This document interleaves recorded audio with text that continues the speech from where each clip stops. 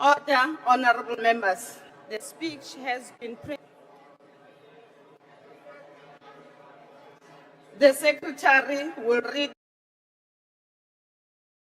I now call upon Honorable Chief Whip of the largest party, Honorable Ntuli.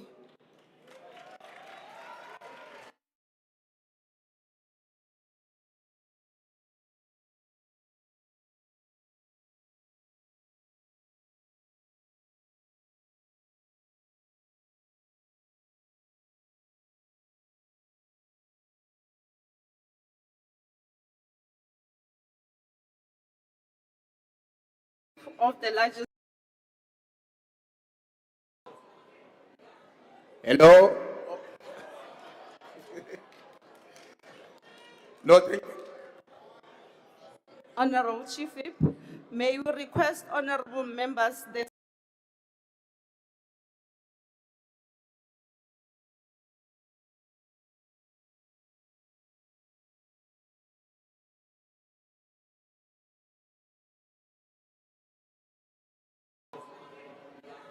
hello? No, Honorable Chief Whip, may we request honorable members the sound is too strong. Please try and not to speak closer to your mic. Thank you very much.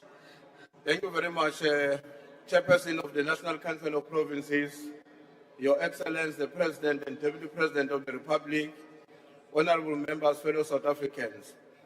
It is my privilege to convey my deepest condolences to the family, the friends and comrades of Jesse Jackson, who passed away earlier today at the age of 84. Jesse Jackson was a great friend of our people and a progressive human being. Chairperson, I wish to congratulate you on the speech that you delivered. I also wish to say that your speech gave the South Africans the hope. It showed them the way, or it paved them the way. I am saying, as I congratulate you, that I want to add any ideas that you've put forth, of which I support. I just want the President to say we need to really focus on the issue, or identify the issue of the water, so that we put it on the national disaster. This will assist us that we need to work without, breaking any laws of South Africa, and we must come up with a solution that will assist us so that we are able to solve this problem. Secondly, Chairperson, I'm glad I really support your speech. In your speech, the Department of Agriculture must work hard to make sure that all the animals are being immunized. And I also want to emphasize the fact that those who are poor, who stay in rural areas, they should be the ones. We need to start with them, whereby those who live in rural areas do not get any services. I also want to say that in that program, Chairperson, if animals receive the injection for mouth and foot diseases, these cattle should not be moved from one place to another, because that on its own makes it difficult to cure mouth and foot diseases. I also wish to applaud you, Chairperson, on your speech. I remember in 2021, you made an announcement that there will be people who are called extension officers. They were employed, but that was temporarily because of, the budget did not allow that.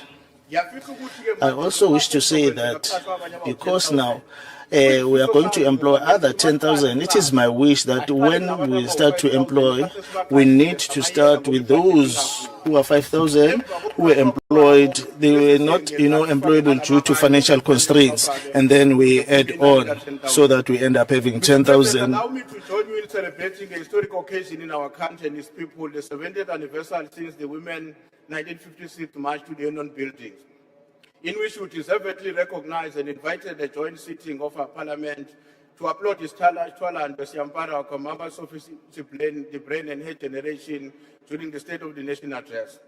Our country and the people are indeed blessed with many heroes and heroines. These are men and women who chose to dedicate their lives to the service of the people. This generation was prepared to sacrifice everything, including their lives, if this was necessary for the liberation of their country and its people.